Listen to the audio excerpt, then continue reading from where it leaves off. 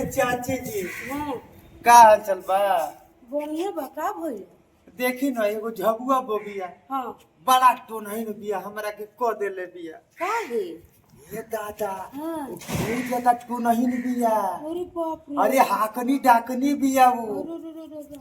आज जेकरा के देखतिया ना वो खड़े बिसुक जाता है। अरे हाँ बाप रे सही कहले बता दिला का। अरे तो हम त ना छे बकरी सामने। बहुत टोला जालू ना। हाँ हाँ हाँ टोला पे आराम से जाइयो। हाँ ओके देख के जाइयो। वो बड़ा हाकनी डाकनी अरे बिया। हम धनंजय के नहीं के बहू हाँ वो सुनो तानी कि वैसे नहीं बिया दोनों में बहुत दोस्ती होकेला। अच्छा ये चाची हाँ का हम बताई कहे तो नहीं कहे के चाहे का है?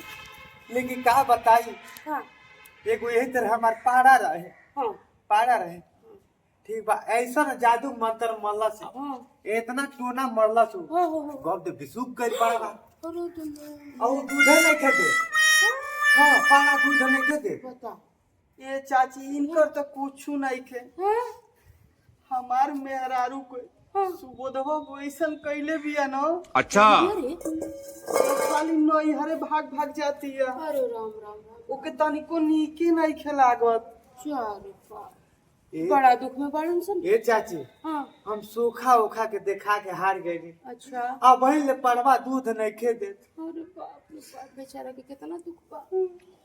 तो बात सुना लो हाँ ऐसा दुखी मत होकर हाँ है ना एगो उपाय करे के एगो हम जानी लग जा सुल्तानपुर नहीं की हाँ अच्छा ओइजा एगो ओझा रहे है ना हाँ पैसा बात नहीं पैसा बा कितना हाँ, पैसा तो ऑनलाइन बा ऑनलाइन हमारे लगे ना ऑनलाइन से ना चलू बाबा के हाँ कैश चाहिए बस कैश तो हमारे लगे ढेर नहीं है 60 रुपया बा बॉक्स 60 गो में काफी अब देखो तोरे लगे कितना हाँ हमारे लगे तो ऑनलाइन बाटे नंबर वो बोली हम भेज देता अच्छा ठीक बा तो तू फोन पे चलेला ना हाँ चलेला हाँ, तो बोल। तू 500 टकिया भेज दिए अच्छा। ठीक बा हाँ। है 60 गो हम लेके जात नहीं बाकी तू एकरे ऑनलाइन सब लेके भेज दी ठीक ठीक नु हाँ, ठीक। तो हम ओकरा से दवाई ला के तू दोनों के भेज तो देखिए ना कोनो जादू ना टोना कुछ ना आयो तो पड़वा दे धनादन दू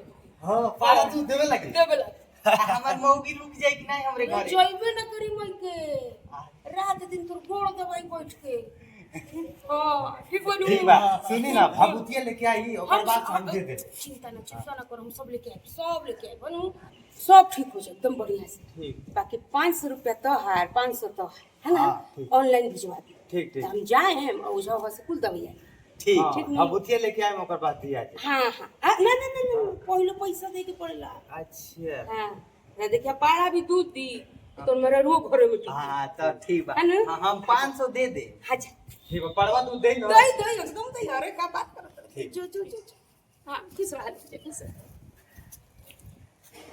देखनी लो कैसे बड़बक बनौनी 500 ये है 500 ये है रे 60 टका औरो बताई कैसे बड़बक बन पाड़ा का दूध देला है हमरा के बेवकूफ समझत रहन लो अब देखे कि कैसे हम बेवकूफ बनाविला दुनू के हां रहुआ सबके भी कोनो जादू टोना के दिक्कत होके त आ जाए हमरे लगे 500 टकिया लेके चल